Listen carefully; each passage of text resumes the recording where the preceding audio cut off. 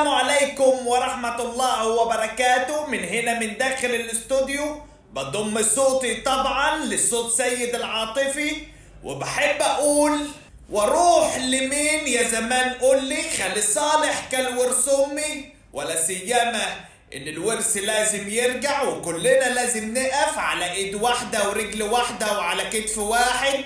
يا حبيبي ايوه في قلب دماغي واروح لمين يا زمان قول لي خالي صالح كالورث امي توت.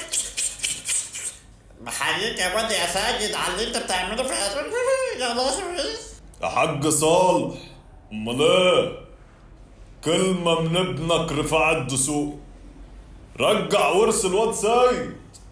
الواد شهرك على النت، كل لما افتح التيك توك الاقي الفيديو. اروح لمين يا زمان قول لي؟ خالي صالح كالورث امي. امال انت خليت ايه للغريبة يا حاج صالح؟ امال ايه؟ كلمة يا ابني هقولها لك وانا راجل كبير.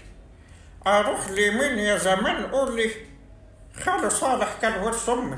سنة واحدة اعمل حاجة كده في قلب المغارة اللي انا قاعد فيها دي، كل شوية تدر في دماغي. اروح لمين يا زمان قول لي؟ ده خالي صالح كالورث امي ولا ايه؟ وما اداناش حاجة في قلب الامبراطلي، واحنا قاعدين كده سعادتك في قلب المغارة اللي احنا قاعدين فيها دي سعادتك.